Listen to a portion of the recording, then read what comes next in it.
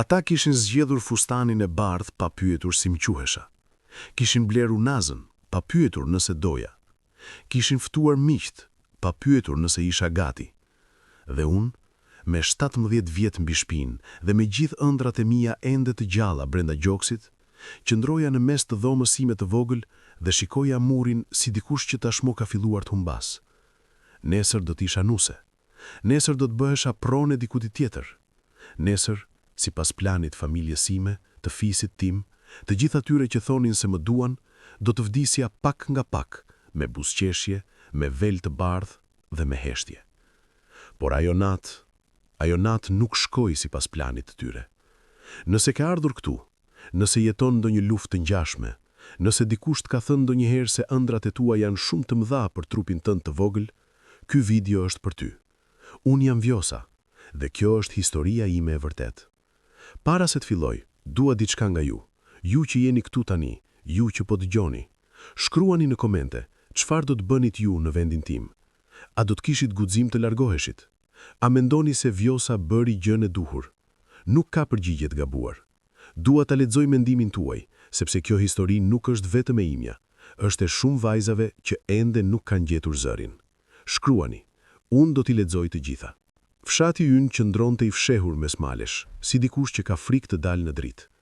Rruga që të çonte atje ishte e ngushtë, me gur të mëdhenj që të trondisnin makinën nga të dy anët, dhe kur binte shiu, e ajo binte shpresh, bëhej lumi kuq balte që nuk të linte të kaloje dot.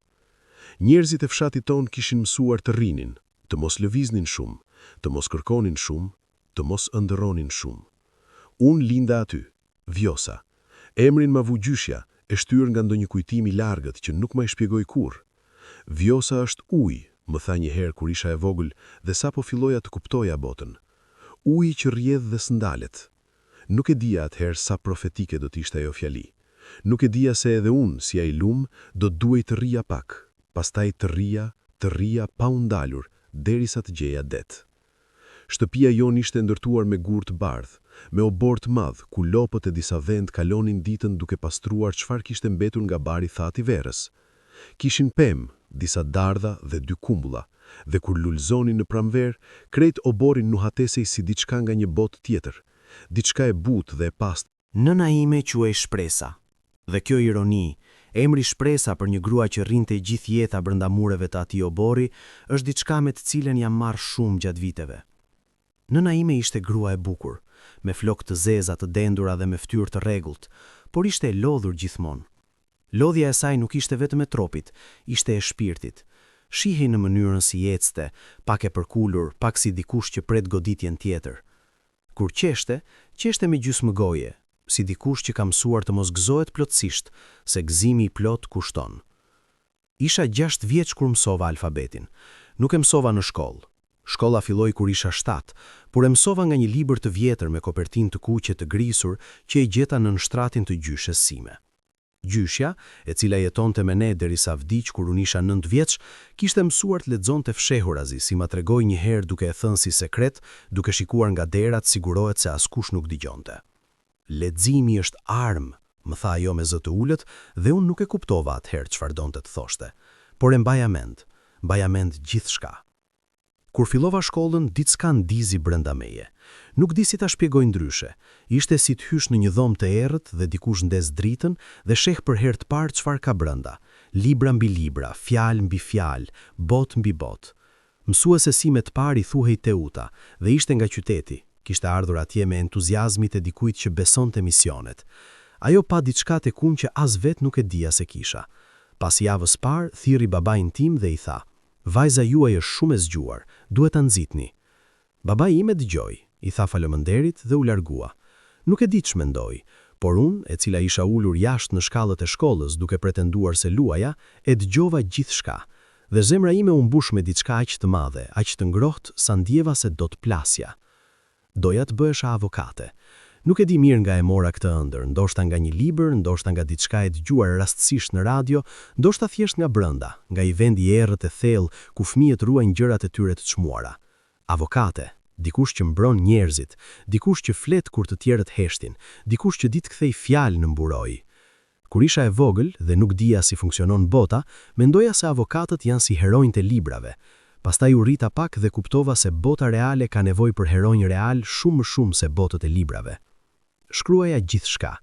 Çdo mbrëmje, pasi ndihmona nënën me punët e shtëpisë dhe pasi ndihmona babain me kopshtin, ngjiteshim në dhomën time. Ai quaja dhomën time ndonse ajo ishte ndare me motrën dhe shkruaja me lapsin tim gri të shkurtër sa s'kishte çfarë mbahesha dhe shkruaja fjali, fjalë, mendime, ëndra. Faqet e fletorit tim ishin të mbushura me handwriting të vogël dhe të shtrënguar, sepse mos u harrofshin faqet dhe mos u shtrohofshin lehtë. Isha e lumtur gjatë atyre viteve të para. Edhe pse jeta ishte e vështirë, edhe pse kishim pak, edhe pse dimrat ishin të gjatë dhe dritat shkonin shpesh, isha e lumtur sepse kisha librat dhe kisha shkollën. Dhe mësuesen Teuta, që çdo të mërkur, na lexonte histori me zë të lartë, me sytë e mëdhenj t'i shtrinte klasën si dikush që tregon tesarin. Isha e lumtur sepse besoja, me atë besim të plot dhe ëmbël të fëmirisë se ëndrat realizohen. Nuk dija ende çfarë po vinte. Isha 10 vjeç kur gjithçka ndryshoi. Nuk ndryshoj me një shpërthim të madh, me grindje apo me lot. Ndryshoj me qetësi, me atë qetësi të frikshme që ka çdo gjë e rëndë kur po ndodh. Babai im e tha në darkë, midis kafshatave, pa ngritur syt nga pjata. Tha, Vjosa nuk shkon më në shkollë nga java tjetër. Nëna uli kokën. Vëllezrit vazhduan të hanë. Blerta, motra ime e vogël, u ngriti syt nga unë me ato syt e tij të mëdhenj, dhe unë kuptova se ajo e kishte kuptuar para meje. Unë vetë ngelova e ngrirë, koma e plot, sikur hidhet ujë ftohtë në befasi. Mendova se kisha dëgjuar gabim, ose ndoshta fliste për Blertën, ndoshta fliste për dikë tjetër, ndoshta ke punë këtu, shtoi babai, ende pa ngritur syt. Gruaja duhet të di shtëpinë, jo librat. Dhe kaq, asnjë shpjegim tjetër, asnjë debat. Fjala e babait ishte ligj, dhe ligji sapo kishte folur. Atë natë sfjeta, qëndrova shtrier pranë Blertës, e cila kishte zënë gjumë duke mbajtur edhe në gjumë anën e saj të jorganit, dhe shikova tavanin. Dhoma ishte e errët, vetëm pak dritë hëne hynte nga xhami i vogël dhe mendoja me atë intensitet të fëmijës së dëshpëruar, me gjithë forcën e kokës sime të 10 vjeçare. Mendoja, pse? Pse unë? Pse kështu? Vëllezërit e mi shkonin në shkollë, Ardhi dhe Fatosi shkonin çdo ditë, madje shpesh pa dëshirë, madje duke u ankuar. Dhe unë që e doja shkollën me gjithë shpirtin, unë që isha ndëshkuar. Por kjo nuk ishte ndëshkim, ishte traditë, ishte e zakonshme. Në atë fshat, vajzat ndalonin shkollën herët, kush në të 10-ën, kush në të 9-ën, disa edhe më parë. Duhej të mësonin shtëpinë, duhej të ishin gati për martesë. Martesa ishte fundi i rrugës dhe fillimi i rolit. Nusja, nëna, gruaja e shtëpisë. Kaq, asgjë tjetër. Asnjë gjë tjetër nuk pritej dhe asnjë gjë tjetër nuk duhej dëshiruar. Mësuesen Teuta e takova rastësisht 3 ditë pas asaj darke. Isha në pazarin e vogël të fshatit me nënën, kur ajo na pa dhe erdhi drejt nesh me hapin e saj të shpejt dhe të sigurt të qytetares. Pyeti nënën pse nuk kisha ardhur në shkollë. Nëna tha se kisha qenë pak e sëmur. Mësuesen Teuta u kthye nga unë dhe sytë e saj, ata sy të gjelbër e të mprehur, mi lexuan fytyrën plotësisht. Ajo e dinte. Pastrim, ujë, kopësht, kafsh. Punoja me duar, me kurriz, me gjithë trupin, gjersa natën bija në shtrat aq e lodhur sa nuk kisha fuqi as të qaja. Por qante mendja. Mendja nuk pushonte kurrë. E kisha fshehur librarin tim poshtë dyshekut, mes çarçafëve. Çdo natë kur të gjithë flinin, unë nxirrja librin e parë, atë me kopertinë të kuqe të gjyshes, dhe lexoja me kandil të vogël naft që e kisha vjedhur nga dollapi i kuzhinës. Lexoja me bishta të dridhur, me zemër duke rrahur fort, duke dëgjuar çdo zhurmë të shtëpisë. Nëse dikush zgjohej, nëse dëgjoja hapa, e fshehja me një herë dhe mbyllja syt. Por askush nuk u zgjua. Ose ndoshta dikush dinte dhe heshte. Nuk e kam kuptuar kurrë. Librat ishin bota ime e vetme e lirë. Çdo fjalë e re ishte si dritare e hapur. Çdo histori ishte një jetë tjetër që mund ta shikoja pa e jetuar. Lexova për gra të mëdha, avokate, doktoresha, shkrimtare, politikane, dhe çdo herë që lexoja, ndjeja njëkohësisht dy gjëra plotësisht të kundërta, frymëzim dhe dëshpërim. Frymëzim sepse ishin mundësitë, dëshpërim sepse ato mundësi nuk ishin për mua. Apo jo? Ky pyetje, apo jo, ishte si fara e vogël e guruar nën gurin e zi. Nuk shihet, nuk i ndihet, por është aty, dhe pret, dhe pret, dhe pret. Kur mbush 15 vjet, filluan vizitat. I quajnë vizita, por ato nuk janë vizita. Janë inspektime. Burrat e moshuar të fisit, me mustaqe të thata dhe me sytë e tyre gjykues, vinin dhe uleshin në dhomën e miqre, dhomën që hapej vetëm kur vinin të rëndësishmit, dhe pinin kafe dhe shihnin nga korridori kur kaloje. Shikoje si mall, si dhi që vlerësohet para se t'i bëhet çmimi. Ndjenin fytyra, vlerësonin hapat, shihnin prapanicën, shihnin gjoksin, shihnin duart, dhe pastaj flisnin mes tyre me zë të ulët, ndërkohë nëna vinte kafen dhe qëndronte anësh me fytyrë zbrazur. Ata nuk flisnin me mua, kurrë direkt. Ishte si të ishe objekt diskutimi, jo njeri. Çdo herë që ndodhte ky ritual dhe ndodhi disa herë gjatë atyre viteve, unë dilja jashtë me pretekstin e punëve dhe qëndroja pranë pemëve në kumbull dhe shtriqzoja gishtat rreth lëvozhgës dhe thoja me vete, jo, jo, jo, jo, jo. Por joja ime nuk kishte vlerë.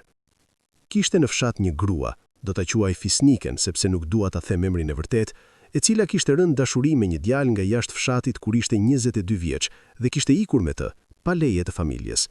Kur u kthye pas 2 vjetësh, e lën nga burri me një fëmijë në krah dhe asgjë tjetër, fshati i kishte trajtuar si ajkën e sez. Askush nuk i fliste. Gratë e fshatit e kalonin me kokë të kthyer, fëmijët e thirrnin me emra, edhe burri familjes kishte thënë se nuk ishte vajza e tij. Unë e shikoja ndryshe. Unë e shikoja atë grua dhe mendoja, por ajo u largua, ajo i doli, ajo provoi, ndoshta nuk funksionoi siç shpresonte, por ajo kishte qenë e lirë. Edhe nëse vetëm për 2 vjet, ajo kishte qenë e lirë. Kjo mënyrë të menduarit nuk e ndaja me askënd. Ishte e imja, e ruajtur thellë, si librat poshtë dyshekut. Kur u bëra 16, vllau i madh, Ardini, u martua. Dasma zgjati 3 ditë, erdhi gjithë fisi, gjithë fshati, njerëz nga fshatrat fqinje. Unë punova si rob, gatim, shërbim, hedhje ujë, ndihmë kudo, pa ndalur, pa pritur. Dhe gjatë asaj dasme, ndërkohë që muzika binte dhe burrat valzonin dhe gratë qeshnin me zë, unë vura re se si fisi shikonte nga unë, me sy të heshtur, me sy llogaritës. Dija ç'mendohej. Isha tjetra, isha radha tjetër. E konfirmoi gjyshi i madh, babai i babait, që e quanin zoti i fisit mes tyre. Kur nuk i kishte dhënë kujt këtë titull zyrtarisht, por ata e respektonin si ligj. Ai ishte burr i madh, me mustaqe të bardha dhe me shikim të prerë si brisk. Kur fliste, të gjithë heshnin. Asnjëherë nuk kishte biseduar direkt me mua, as kur isha fëmijë, as kur u rrita. Unë isha prodhim i fisit, jo amtar. Ata ditë të dasmës, gjyshi i madh e thirri baban më njan. I foli me zë të ulët. Babai dëgjoi me kokë ulur dhe kur nuk tha as po, as jo. Thjesht dëgjoi dhe kur nuk ktheu syt nga ai. Nuk e dija saktësisht çfarë u tha atë ditë, por 2 ditë pas dasmës, nëna më thirri të vetme në kuzhinë dhe mbajti duart e mia midis duarve të saja dhe mi shikoi me ato sy të saj të lodhur dhe tha: "Vjosa, ka ardhur koha." Dhe unë dija, me njëherë, pa asnjë fjalë tjetër, dija plotësisht ç'donte të thoshte. "Jo", thash. Nëna shtrëngoi duart e mia pak më fort, jo si kundërvënie, si dhimbje. "Vjosa, jo nën, jo. Kjo është jeta jon, kjo është rruga. Kjo nuk është rruga ime." Heshti. Syti shkuan nga dera, nga dritarja, nga kudo tjetër veç nga unë. Dhe unë kuptova, me atë mprehtësi të dhimbshme, se nëna ime nuk ishte kundrejt meje, por nuk ishte as me mua. Ajo ishte thjesht e humbur midis 2 botëve, pa fuqi të zgjidhte. "Kush është?" pyeta me zë të qetë. Nëna hezitoi.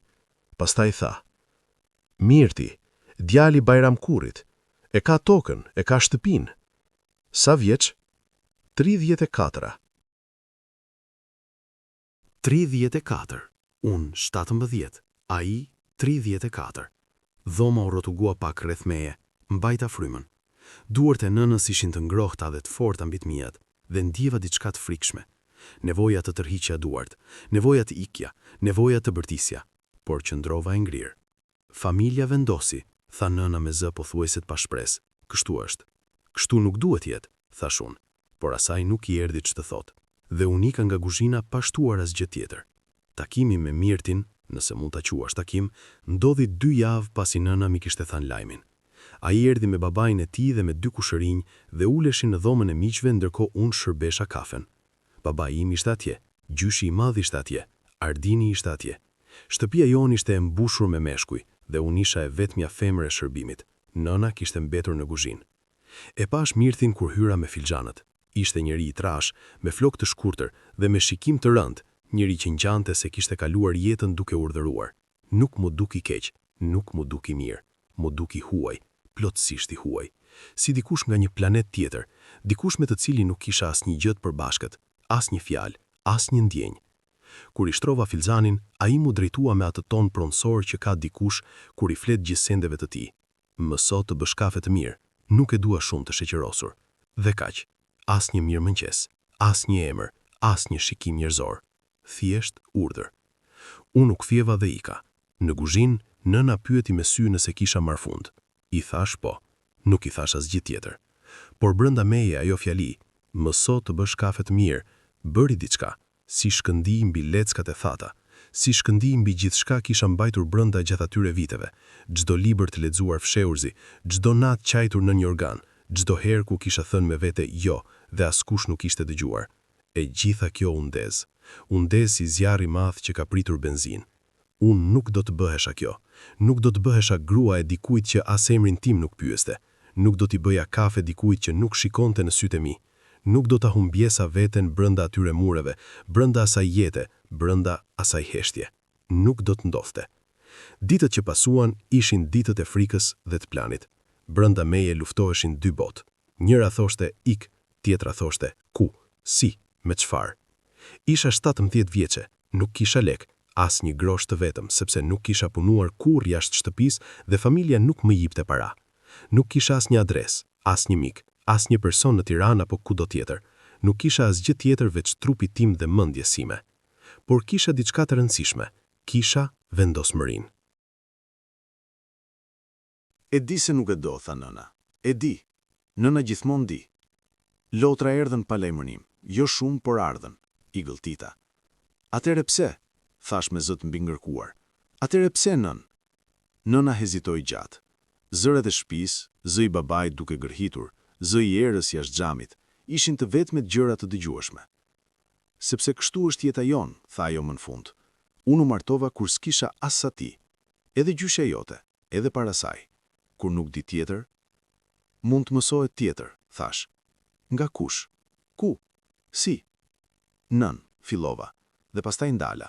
Nuk mundi të regoja planin, as nënësime, sepse nëna, edhe sikur të donte, edhe sikur ta kuptonte, do ta tregonte, nga frika, nga detyrimi, nga ajo kundërhapja e heshtur ndaj të borrit.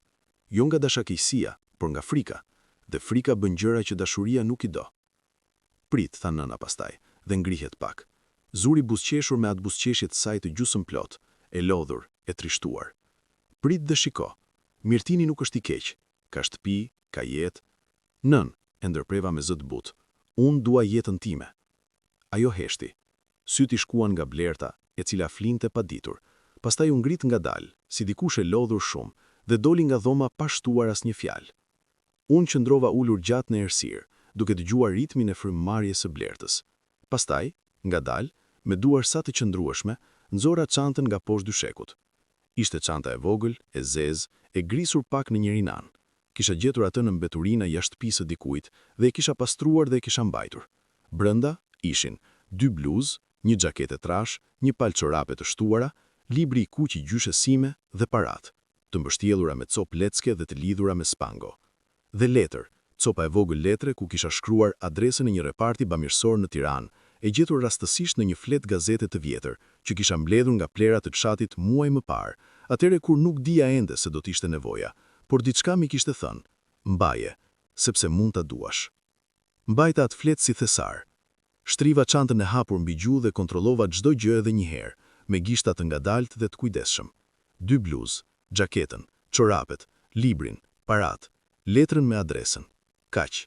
E gjitha bota ime e re mbante brenda asaj çante të vogël të grisur. Të dasmave, pak të ngushta por të forta, dhe u ngrita.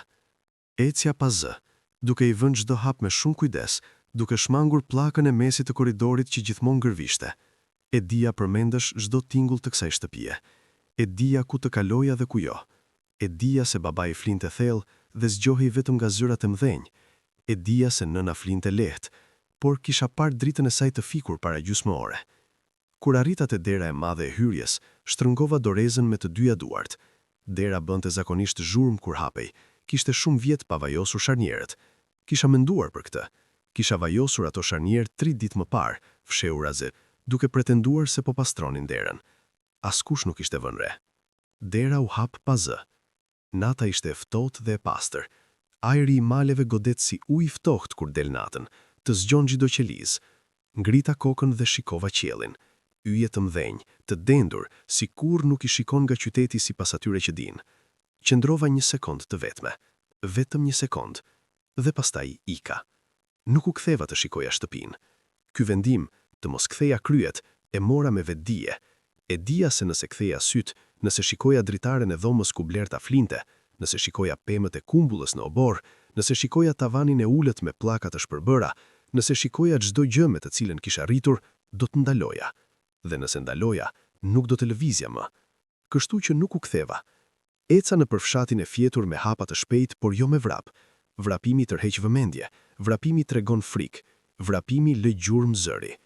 Ecja me ritmin e dikujt që ka qëllim, me ritmin e dikujt që di ku shkon. Rrugët e fshatit ishin të zbrazda, me ndonjë qen të fjetur pranë gardeve. Kalova pranë shtëpisë së plakut Haxhi, pranë qezmës, pranë shkollës sime të vjetër. Tek shkolla, pavarësisht se urrejtja dhe frikën e rrugës, ndalova gjysmë sekonde dhe shikova ndërtesën e vogël gri. Dritaret ishin të zeza, dera e mbyllur. Do të arri, i thash asaj ndërtese me zë të brendshëm. Diku tjetër, por do të arri. Dhe vazhdova. Rruga drejt linjës hedhërore kalonte nëpër ara, nëpër një copë pyll dhe nëpër gropa pas shiut të fundit. Mbathjet e mia të ngushta të festave filluan të dhembonin pas 5 minutave, por nuk ndalova. Ky dhimbje ishte e vogël. Ky dhimbje nuk kishte asgjë krahasuar me dhimbjen tjetër, dhimbjen e qëndrimit. 2 kilometra. Eca ato 2 kilometra nëpër natë, me çantën në shpatull dhe me frymën e nxehtë bëhej mjegull e vogël në ajrin e ftohtë. Shikoja para dhe dëgjoja çdo zë, qirjet e natës, erën, gurët nën këmbë, dhe kisha frikë. Po, kisha frikë. Mos tregohem heroine pa frikë, sepse kjo nuk do t'ishte e vërtet. Kisha frikë të madhe. Zemra rrithte fort, goja ishte thatë, gjunjët ndonjëherë dridheshin. Por frika nuk është kundërvënia e guximit. Frika dhe guximi janë Vazhdova. Stacioni, nëse mund ta quash stacion, ishte vetëm 2 pllaka betoni dhe një shenjë rrugjinon metalike. Ishte i zbrazët. Natyrisht ishte i zbrazët. Ishte mesnate edhe pak. Qëndrova atje duke pritur dhe dridhja pak nga të ftohtit, duke mbajtur çantën shtrënguar, duke shikuar hekurudhën e gjatë dhe të heshtur që zhytej në errësirë nga të dyja anët. Treni kalonte, e dija nga zërat e dëgjuar, pak para dritës. Kishte ende gati 3 orë. 3 orë pritje në atë hapësirë të hapur në atë natë vetëm. Nuk kisha zgjidhje tjetër. U ula mbi betonin e ftohtë, mbajta gjunjët në gjoks dhe vendosa çantën pranë meje dhe prista. Mendova shumë gjatë atyre 3 orëve. Mendova blertën dhe doja t'i kisha lënë diçka, ndonjë letër, ndonjë fjalë, por kisha frikë se do ta gjenin shumë shpejt dhe do ta nisnin ndjekjen përpara se treni të largohej. Mendova nënën, dhe ajo dhimbje ishte e mprehtë.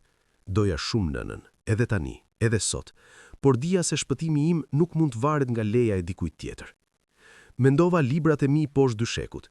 I kisha lënë të gjithë atje, veç të parit, atë të kuqi me gjyshes. Mendova avokaten, fjalën e madhe, ëndrrën, qiellin. A mund të arrija? A ishte e mundur? Nuk dija. Por dija se nëse qëndroja, nuk do ta mësoja kurrë. Kur treni erdhi, me zhurmën e tij të madhe dhe të gjallë, me dritat e tija që bën errësirën të largohet, unë u ngrita dhe u ndela dhe shikova si afrihej, dhe ndjeva diçka aq të madhe dhe aq të papërshkrueshme sa edhe tani, duke u rrëfyer, zgjej fjalë të mjaftueshme. Ishte treni, por për mua ishte krahët. Ngjita shkallët, bleta biletën nga një tren konduktori i përgjumur që nuk mu duk se kisha nevojë të shpjegohesha. Gjetam ulse pranë dritares, ula fytyrën. Dhe kur treni u lëviz, kur ajo lëvizje e parë dhe ngadalë vuri gjithçka në lëvizje, mbaja gojën me dorë sepse ndjeja diçka mes qajtit dhe qeshjes dhe asnjë nga të dyja nuk dola dot jashtë. Isha në tren, isha duke ikur, isha e lirë. Mbërrita Tiranën në mëngjes të hershëm, kur qyteti sapo po flinte ende nga një sy dhe hapet me tjetrin. Stacioni ishte i madh dhe i zhurmshëm edhe në atë orë. Zëra, hapa, erë kafeje dhe tymi, njerëz me valixhe dhe njerëz me azë. Organizata bamirëse, e cila strehonte gra dhe vajza në situata të vështira, ishte e vendosur në një ndërtesë të vogël ngjyrë kafe, me portë të verdhë dhe me shenjë të vogël metalike. Trokita. Erdhi një grua rreth 40-tave, me flokë të shkurtra dhe me pamje të kujdesshme. E shikoj pak dhe mi hapi derën pa pyetur asgjë. "Hyr", tha thjesht. Hyra. Ajo vend e shpytoi jetën time gjatë ditëve të para. Kishin krevate, jo të mrekullueshme, të ngushta dhe me organ të hollë, por krevate. Kishin ushqim, jo shumë, por ushqim. Kishin dush me ujë të ftohtë. Kishin 2 zyrtare bamirëse që bënin punë të madhe me burime të vogla dhe me zemra të mëdha, dhe kishin rregull të qartë. Mund të qëndroje deri 30 ditë, dhe gjatë asaj kohe duhet të gjeje punë ose strehim. 30 ditë. Kisha 30 ditë për të ndërtuar jetën nga zeroja. Nuk ishte shumë, por ishte diçka. Ditën e parë e kalova duke fjetur. Fjeta si kurrë, fjeta me thellësi të dikujt që ka qenë zgjuar për vite. Ditën e dytë, gruaja me flokë të shkurtër, e cila quhej Erinda dhe ishte udhëheqëse e qendrës, ul me mua dhe dëgjoi historinë time. E tregova të gjithin pa hezitim, me zë të qetë, pa lot. Nuk kisha lot atë ditë, i kisha shterur të gjithë diku rrugës. Erinda dëgjoi pa ndërprerje. Kur mbarova, tha: "Ke bërë mirë, e di se ke bërë mirë, apo jo?" "E shpresoj", thash. "Jo shpres, ke bërë mirë, pika." Ato fjalë, aq të thjeshta, aq direkte, ishin diçka që nuk kisha dëgjuar kurrë. Askush nuk mi kishte thënë kurrë ke bërë mirë pa shtuar por pas. Qëndrova ulur dhe i thash faleminderit me zë aq të ulët, sa pothuajse nuk dëgjohej. Por gëzimi i parë i lirisë kishte kozgjatje të shkurtër, sepse liri pa ushqim, liri pa para, liri pa strehim, liri e tillë shpejt bëhet burg tjetër. Gjetja e punës ishte lufta e parë e madhe e Tiranës. Kisha 17 vjet, nuk kisha asnjë shkollim të dokumentuar pas klasës së 4, sepse kur Da edhe 2 vajza të tjera nga strehimorja dhe kalonin rrugët e Tiranës duke hyrë, duke dalë nga vende, duke u ndetur, duke marrë jo pas jo pas jo. Jo kishte forma të ndryshme, kishte jo të drejt për drejt, pa sy, nuk kemi nevojë. Kishte jo me buzëqeshje të rreme, do të njoftojmë. Kishte jo me pyetje fyese. Sa ke shkollë? Asnjë. Kishte jo me shikim nga lart poshtë, shikim që të caktonte vlerën e vogël dhe pastaj të kthente mbrapa. Çdo jo ishte goditje, por asnjë goditje nuk më rrëzua. Pas 5 ditësh, gjeta punën e parë. Lavandeli e madhe. Punoja 12 orë, herë edhe 14, duke larë dhe hekurosur rrobat e të tjerëve. Ujë nxehtë, avujt, heqja e peshave, trupi im i gruas vogël nuk kishte mësuar këtë lloj lodhje dhe mbrëmjet kthehesha me duar të ënjtura dhe me kurriz që s'drejtohej. Por punoja, paguante pak, shumë pak, por mjaftonte për biletën e autobusit dhe një racion ushqimi të vogël. 30 ditët e strehimores mbaruan. Erinda mazgjati edhe 2 javë, kundër rregullit, kundër normës, duke thënë me zë të ulët se kishte dhomë bosh dhe nuk kishte arsye t'i lishë zbrazët. E dija se e bënte për mua dhe isha mirënjohëse me gjithë shpirtin, por e zgjatja kishte fund. Kur mbaron, mbaron. Gjeta dhomë me qira. Ishte dhomë e vogël, pothuajse çerdhe, me mur të lagur në njërin anë, me drejtaret e vetme që ka balkoni i ndërtesës tjetër, me dyshemet druri që këniste si po qante çdo herë që kaloje. Ishte e ftohtë dimrit dhe ishte e nxehtë verës, sepse çatia e holl kaptonte diellin. Ishte dhoma e parë ime. E doja me gjithë shpirt, sepse ishte imja, e para gjë plotësisht ime. Vendosa librin e gjyshes mbi raftin e vogël pranderës, raft që dikush e kishte gozhduar anash murit dhe kishte mbetur atje, dhe e shikova duke qëndruar në mes të asaj dhome boshe dhe thash me zë: ja ku fillojmë gjyshe. Viti i parë në Tiranë ishte viti i promave. Ndrova punë 3 herë. Lavanderinë e lash kur pronari filloi të linte pazaret mbrapa dhe kur pagesa vonohej javë të tëra. Gjeta punë si pastruese në hotel të vogël, vende, tualete, korridore, çdo ditë e njëjta. Pastaj punë si shitse në dyqan ushqimor, duke qëndruar 12 orë pas banakut, duke mësuar emrat e produkteve dhe duke u buzëqeshur klientëve edhe kur kisha lodhje të plot. Gjatë asaj periudhe, hëngra keq. Keq do të thotë herë hëngra një herë në ditë, herë 2. Herë hëngra buk me krip, sepse buk me krip ushqen dhe kushton shumë pak. Herë çaj me sheqer si dark, herë nuk hëngra fare. E kuptova ç'do të thotë uria e vërtet, jo mungesa e gjellës mirë, por barkimi i zbrazët dhe koka që rrotullohet Gabime kur kanë uri. Kuptova pse lëshojnë çdo ëndër kur stresi bëhet i madh. Kuptova tundimin e dorëzimit. Por kisha diçka që shumë nuk e kanë. Ëndra e qartë. Ëndra 7 vjeçe e klasës parë. Ëndra e avokates. Ëndra e gjyshes që kishte thënë leximi është armë. Çdo natë, edhe të lodhura, edhe të rritura, edhe kur syt nuk mbaheshin, unë merrja diçka dhe lexoja. Kisha filluar të bleja libra të lirë nga tezgat e rrugës, libra të vjetër me faqe të verdha, disa pa kopertinë, disa pa faqe të fundit. I bleja me qindarka kur kisha mundësi dhe lexoja. Lexoja ligj, lexoja histori, lexoja filozofi, lexoja çdo gjë. Kisha zbrasinë e madhe të njohurive formale, vite shkollimit humbura, klasa të pakaluara, dhe e mbushja me çfarë gjeja. Por leximi i librave pa shkollë e ka limitin e vet. E dija se pa diploma, pa certifikata, pa sistemin formal, ëndra e avokates mbetej ëndër, ëndra e largët. Por kisha nevojë edhe për diçka tjetër, durim. Pastaj ndodhi diçka e vogël dhe e madhe njëkohësisht. Aty ku punoja, dyqani ushqimor, erdhi një ditë një grua e re, rreth 20-tave, me libra nën sqetull dhe me pamje të mërzitur të dikujt që ka kaluar ekzaminin. Bleu një shishe ujë dhe ndërkohë librat i rshqitën dhe unë i ula para dhe i ndihmova t'i mbledh. Njëri nga librat kishte titullin E drejta administrative. Unë e shikova atë titull dhe duket se sytë e mi ndryshuan, sepse ajo vajza tha: "Të intereson?" Po, thash, shumë sinqerisht. Ajo ul pranë banakut, ati ku nuk ulej normalisht klienti, dhe filloi të fliste. Ishte studente e drejtësisë. Kishte provim nesër, kishte kaluar ditën duke lexuar, po ndihej e lodhur. Unë i bëra kafe, pa i kërkuar leje pronarit, thjesht ja bëra. Dhe ajo qëndroi gjysmë ore dhe fliste për ligjet dhe për gjykatat dhe për sistemin, dhe unë dëgjoja me gjithë vëmendjen time, me sytë gjerë hapur, si dikush i jetur i deti ka mundësi. Kur u largua, tha emrin e saj, Arta, dhe shtoi: "Nëse ke ndonjë pyetje, mua gjen." I thash: "Unë dua të studioj drejtësi." Arta u ndal. U kthye, mu drejtua me shikim serioz dhe tha: "Atëherë na duhen të flasim seriozisht." Kjo takim e vogël rastësore, ndryshoi rrjedhën e gjithë shkaje. Arta u bë miku im i parë i vërtet në Tiranë. Jo mik i çastit, jo mik i rastit, por mik i vërtet. Ai lloj miku që të sheh me mask dhe vendos të qëndroj.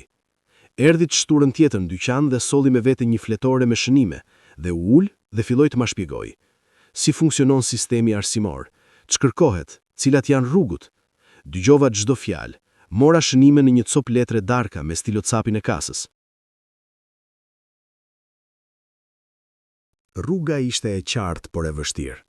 Duhet të merrja leje studimi, duhet të merrja certifikata shkollore, duhet të kaloja provimet e barazvjerës, duhet të filloja nga fillimi, por fillimi mund të mos ishte klasa e parë nëse provoja aftësitë.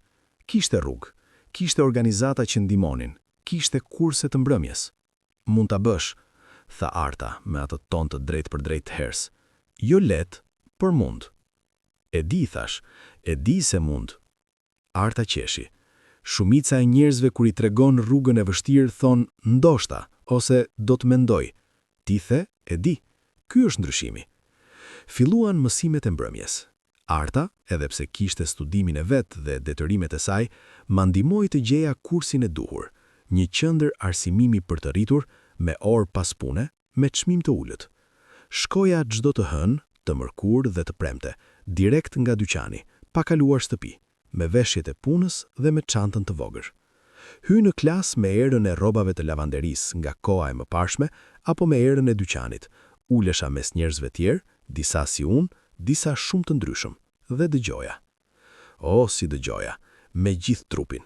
Fjalët kishin mish dhe kocka për mua, sepse ishin fjalë për të cilat kisha pritur shumë. Mësueset e asaj qendre ishin të lodhura shpesh, kishte shumë nxënës me nevoja të ndryshme, por mua kur nuk mi kaloi lodhja e tyre sepse isha unë aq e pranishme, aq e vëmendshme, aq e etur, sa ndoshta edhe ata e ndjenin. Pas 6 muajsh kursesh, bëra provimet e barazvlerës. Ditën e provimit nuk fjeta. Qëndrova zgjuar gjithë natën me shënimet dhe me librat e vjetër, dhe shkruaja dhe lexoja me kujdes. Dhe kur hyra atë mëngjes, me sytë e lodhur por me mendjen kthjell, e dhash me gjithë çfarë kisha. Rezultati erdhi 2 javë më vonë. Kalova me nota të larta.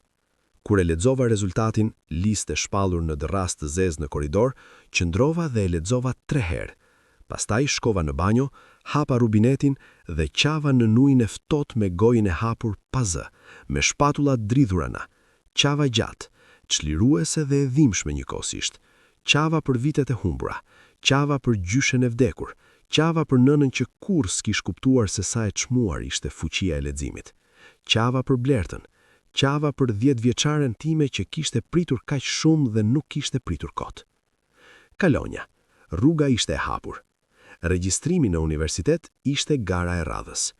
Kisha kaluar provimet e barazvlerës, kisha plotësuar kërkesat minimale, por universiteti publik kishte konkurrencë dhe pranimet bëheshin mbi bazë notash dhe testesh. Arta ma shpjegoi sistemin, ma ndihmoi me dokumentacionin, shumë dokumentacion që nuk e kisha dhe çdo dokument kërkonte kohë dhe udhëtime dhe pritje dhe radha dhe zyra pas zyre. Punoja ende ndërkohë.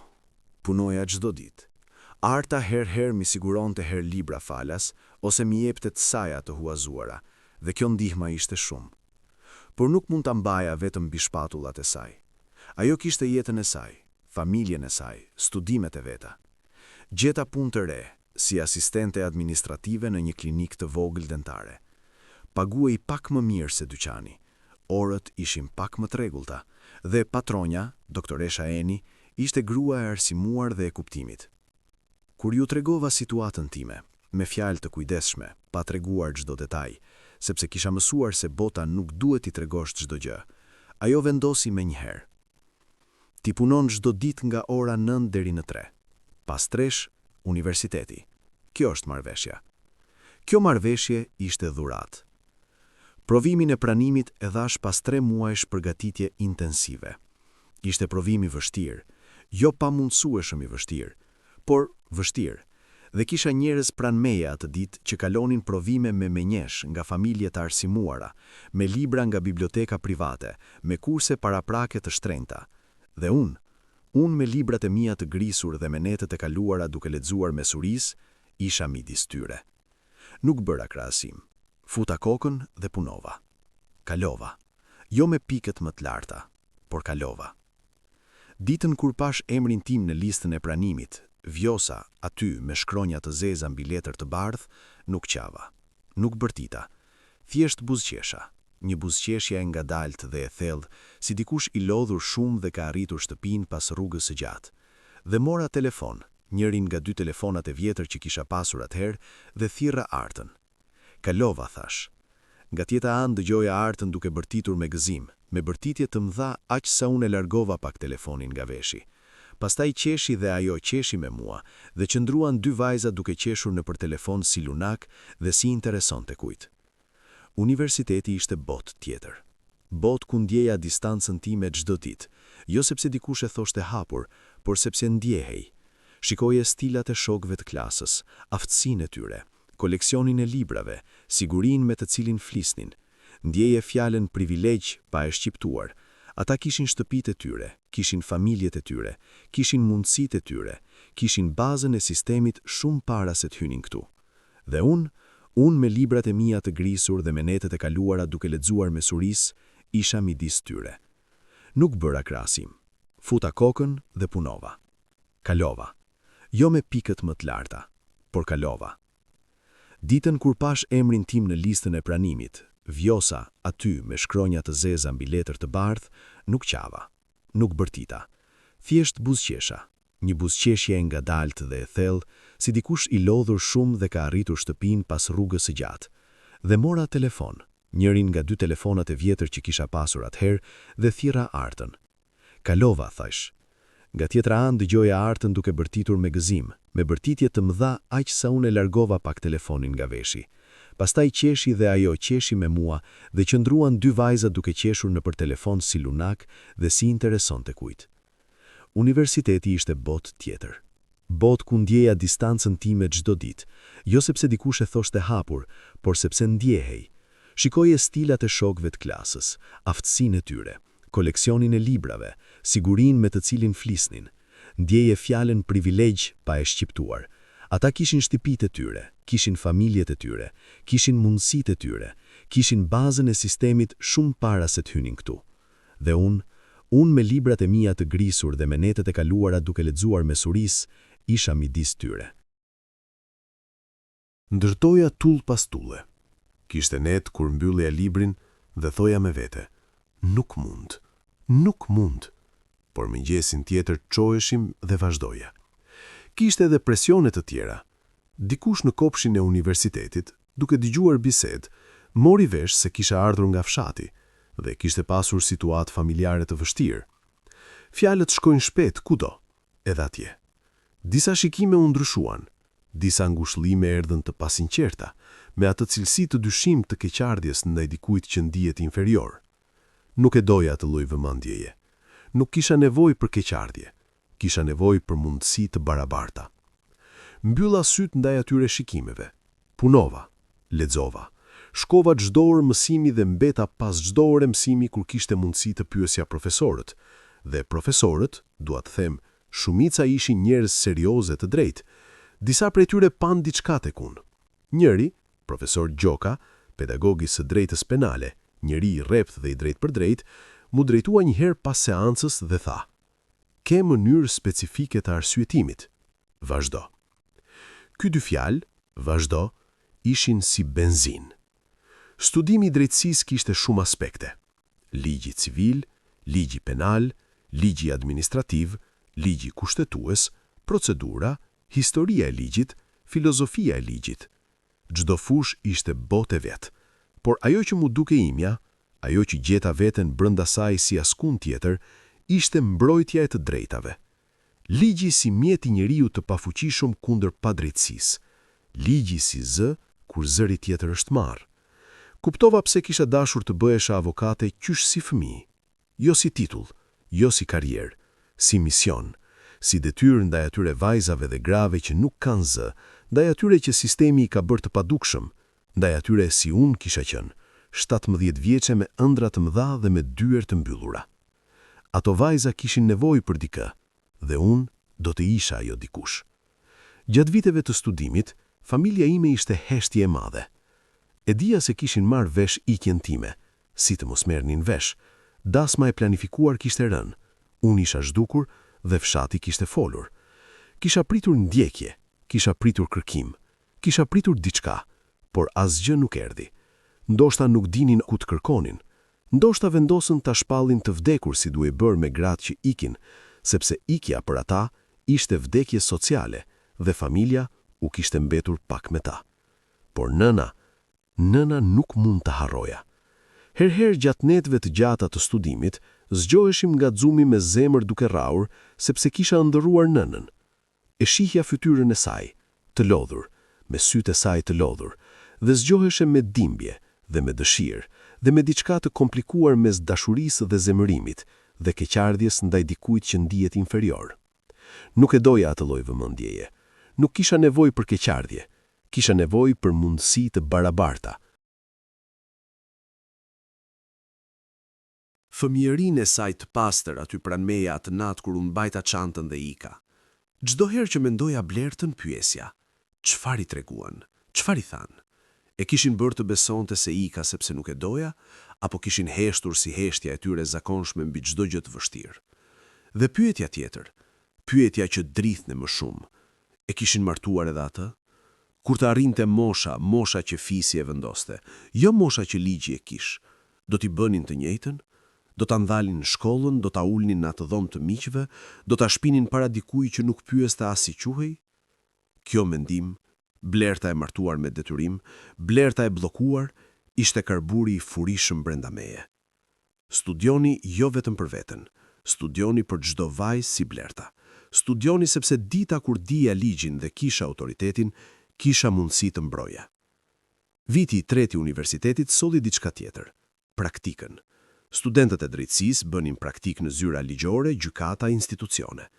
Mua më ra praktika në një organizatë jo qeveritare që merrej me të drejtat e grave dhe fëmijëve. Organizatë e vogël me burime të kufizuara, por me punë të madhe. Aty pash rastet e para. Dosjet e para, histori të shkruara mbi letër me dëshmi dhe me prova dhe me emra, ishin histori si e imja.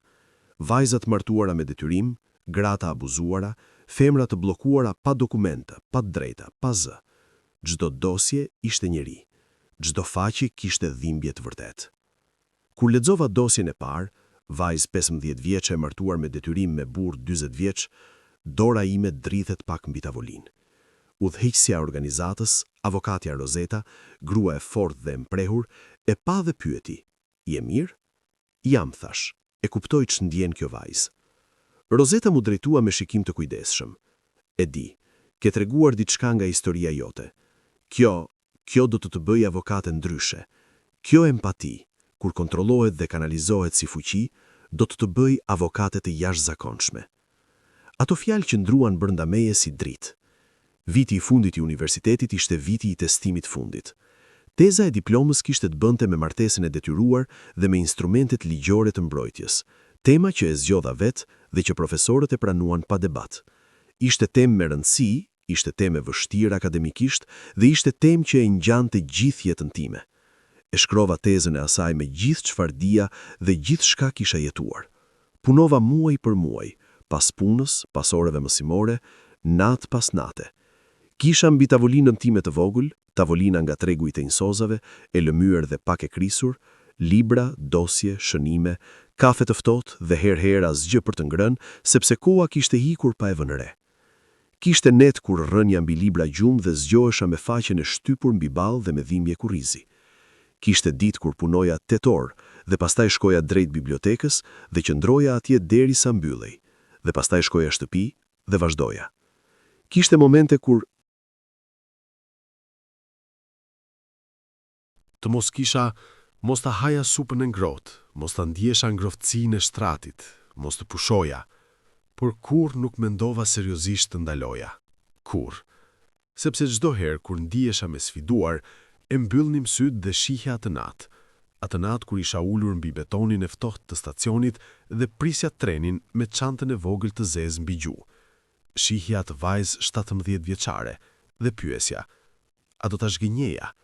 A do t'i thosha se kishte ikur kot? A do ta ktheja mbrapa gjitha të guxim, gjitha të frikë, gjitha të vendosmëri duke u dorëzuar tani kaq pranë fundit? Jo. Kur jo? Teza u dorëzua. Komisioni e lexoi. Mbrojtja ishte ditë e gurtë. 5 profesorë rreth tryezës me sytë e tyre analizues dhe me pyetjet e tyre të mprehura. Dhe unë isha atje, me veshjet e mia të pastra por të thjeshta, me zemën duke rrahur, por me zërin të qëndrueshëm. Pyetën, unë u përgjigja, argumentova, mbrojta pik pas pike. Kur njëri nga profesorët, ai më i rrept, ai që pothuajse asnjëherë nuk buzëqeshte, tha, kjo tezë ka cilësi të rrallë, autenticitetin e dikujt që e ka jetuar çfarë shkruan, unë mbajta fytyrën e ndershme dhe thash faleminderit me zë të qëndrueshëm. Brenda meje gjithçka u trondit. Ditën e diplomimit u vesha vetëm. Nuk kisha familje në sallë, nuk kisha prindër që prisnin me fotoaparat dhe me lot gëzimi dhe me lule. Nuk kisha kujt t'i kaloja kapelen e kaltër dhe t'i buzëqeshnja ndërkohë bëj foto. Kisha Artën. Arta erdhi dhe ishte aty me buqetën e vogël të luleve që ishte gjetur të blej pa i thënë asnjërit. Dhe kisha disa shok studimi dhe kisha Rozetën nga organizata bamirëse. Por ato që kisha ishin të mjaftueshme. Ishin shumë. Kur thira emrin tim, Vjosa, dhe ecja në përsken të merrja diplomën, këmbët ishin të qëndrueshme, por brenda meje lëvizte gjithçka. Lëvizte si deti kur erë madhe. Mbajta të dy petëz me të dyja duart dhe shikova atë për sekondën e parë, emrin tim, titullin, datën, dhe ndjeva se po lexoja titujt e librit të jetës sime.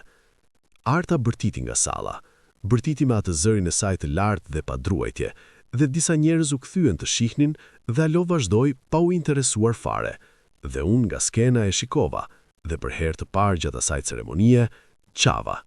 Jo me thimbje, me mirënjohje.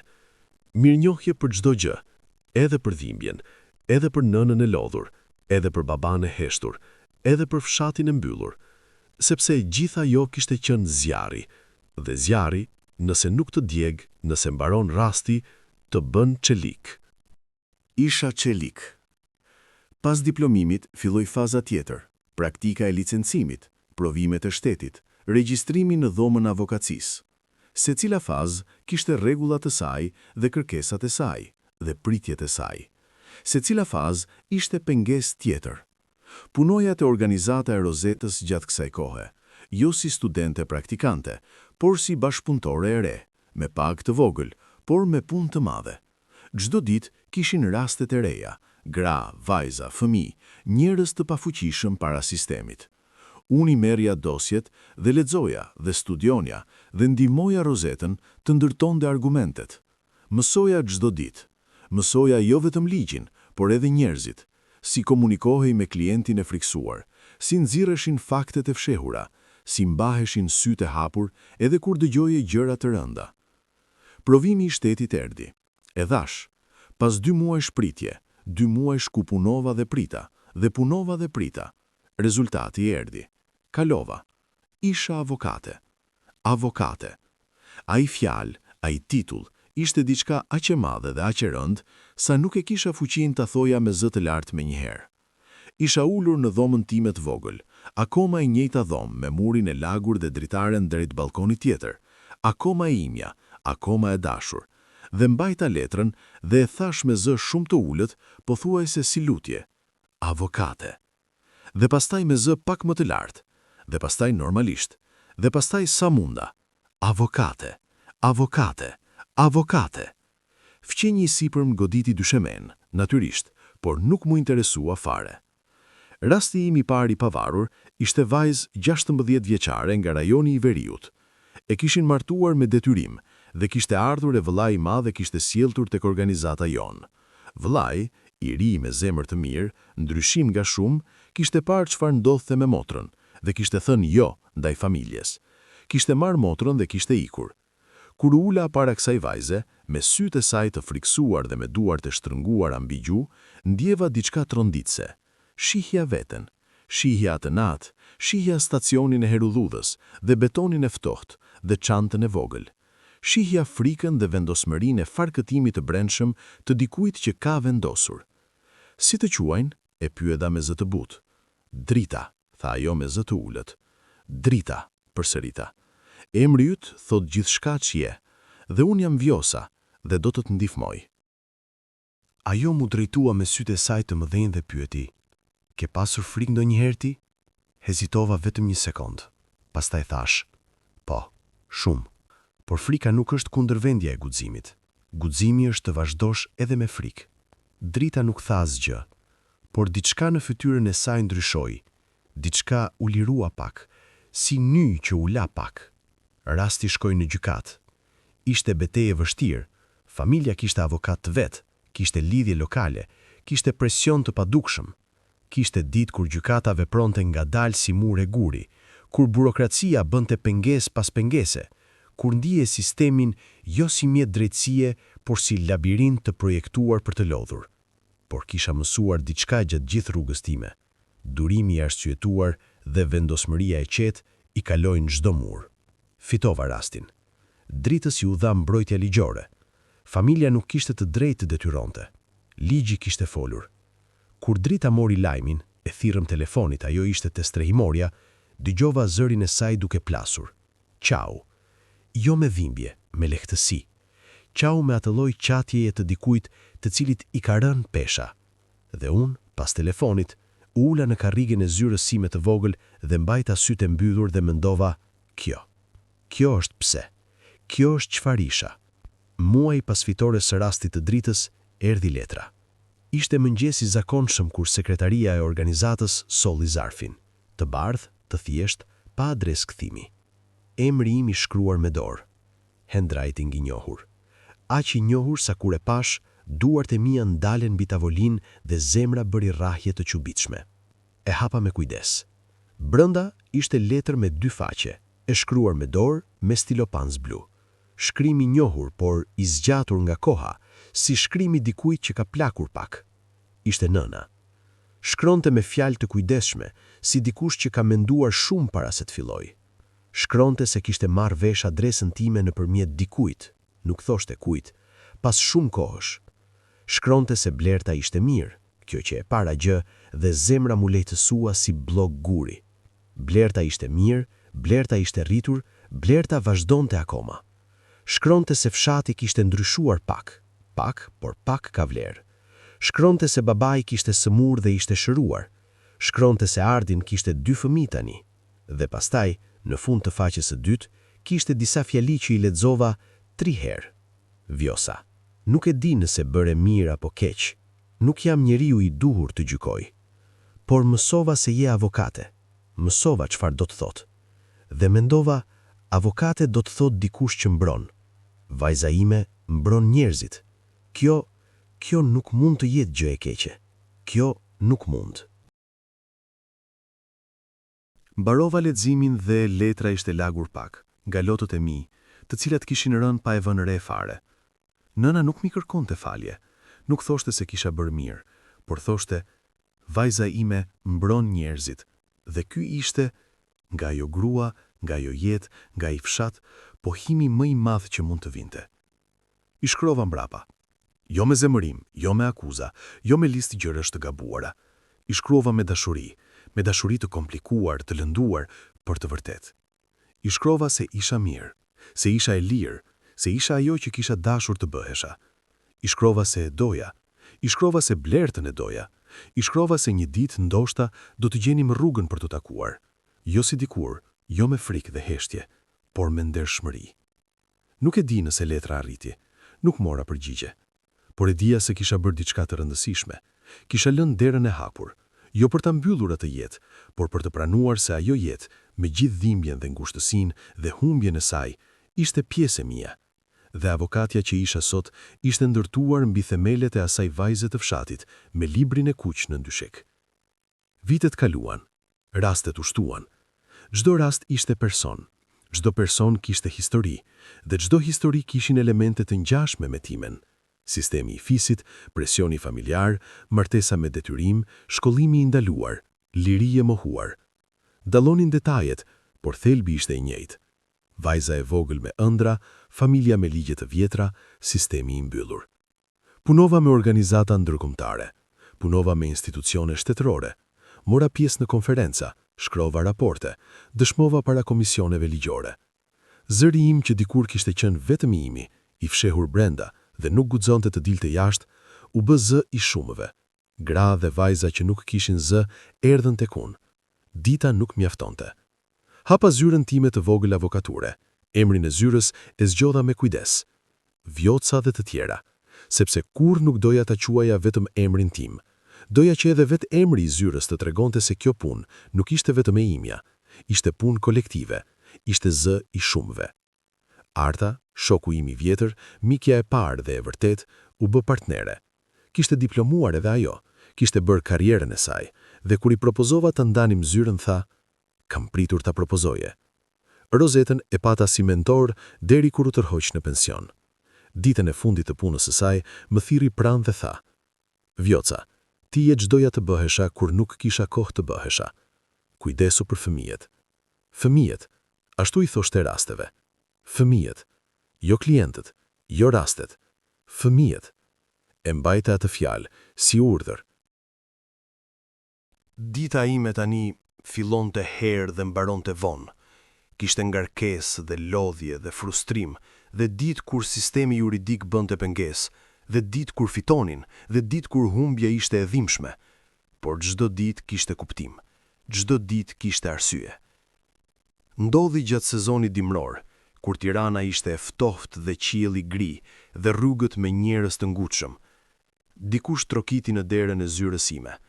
Sekretarja, Egi, grua e re dhe efikase, hapi dhe hyri vajzë e re, rreth të 20-tave, me mantel të kaltër dhe me syze me kornizë të zezë. Rinte pak pa fuqi pranë pragut, shikonte rreth zyrës sikur po kontrollonte nëse ishte vendi i duhur. Ngriti syt nga unë dhe unë ngrita syt nga ajo, dhe të dyja ngelëm të ngrira. Ata sy të mëdhenj të zeshkët që shihnin gjithçka. I njihja mirë se i kisha parë të flenin pranë meje për vite, i kisha parë të hapur pas meje atë natë kur isha duke vendosur çantën. Blerta kishte ardhur. Nuk e di si mundi ta gjente zyrën, mendoj se kish pyetur, mendoj se kish ndjekur gjurmë, mendoj se kish pritur derisa kishte 40 guxim. Nuk ishte e rëndësishme si. Ishte e rëndësishme se ishte atje, para meje, me ato sy të ngjashme. Unë ngrita nga karrigja. Ajo bëri një hap. Unë bëra 2. Dhe pastaj ishim midis zyrës, midis tavolinave dhe dosjeve dhe historive të shkruara mbi letër, dhe mbajtuam njëra tjetrën fort dhe asnjëra nuk foli për një kohë të gjatë. Vjosa, tha Blerta me zë të mbytur. Blerta, thashun dhe fjala u bë si çlirim. Pastaj qava. Të dyja qava mbi supin e njëra tjetrës, si 2 vajza të atij fshati me pemë kumbullash, si vajza që kishin ndarë dhomën dhe heshtjen dhe frikën, dhe tashmë ndah çmimin e guximit dhe bukurinë e largimit. Blerta kishte ardhur të studionin, kishte marrë leje, me luftë, me debat, me kundërshtime, por kishte marrë. Vëllai Ardini, i cili kishte ndryshuar pak sipas saj, i kishte dalë krah. Nëna kishte heshtur, por heshtje e saj kësaj radhe kishte heshtje lejimi, jo heshtje kundërvendjeje. Ti e hape rrugën. Jo, thashun, ti ke hapur rrugën tënde, unë vetëm kisha të parën. Blerta qeshi, me atë qeshjet vogël dhe inteligjente të erës, dhe tha: "Duhet bëhem avokate edhe unë." Shikova motrën time. Shikova vajzën e moshës 6 vjeçare që kishte fjetur pranë meje atë natë kur kisha marrë vendimin. Shikova sytë e mëdhenj me gjithë botën brenda, dhe thash, me zë të qëndrueshëm dhe zemrën plot: "Do të të ndihmoj çdo hap." Tani, duke treguar këtë histori, jam ulur pranë dritares së zyrës sime. Tirana shtiret nga dritarja, e gjallë, e zhurmshme, e papërsosur dhe e bukur siç janë të gjitha qytetet e vërteta. Afër tavolinës sime kam librin e gjyshes sime, ai me kobertinë të kuqe, i grisur dhe i vjetër, me faqet e verdha dhe me fjalët e saj jo kurrë të shkruara, por gjithmonë të pranishme brenda tij. E mbaj atë libër çdo ditë. E mbaj sepse ai libër ishte fillimi i gjithçkaje. Kam mbi tavolinë dosjet e rasteve aktuale. Janë vajza, gra, njerëz me emra dhe me histori dhe me frikë dhe me ëndra. Çdo dosje ka peshën e saj, çdo emër ka universin e vet.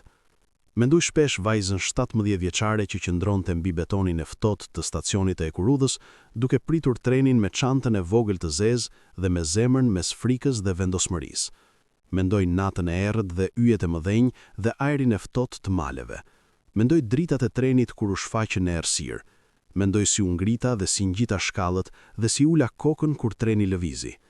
Do t'i thosha asaj vajze, sikur ta takoja tani, sikur të mund t'i kthehesha, do t'i thosha: "Bëre gjën e duhur." Kishe frikë dhe bëre gjën e duhur, dhe kjo është forma e vetme e guximit që ka vlerë. Rruga do t'jetë e vështirë dhe do t'u rihesh dhe do të lodhesh dhe do të dëgjosh shumë jo dhe do të ketë net kur nuk do të duash të vazhdosh. Por çdo jo ishte hap.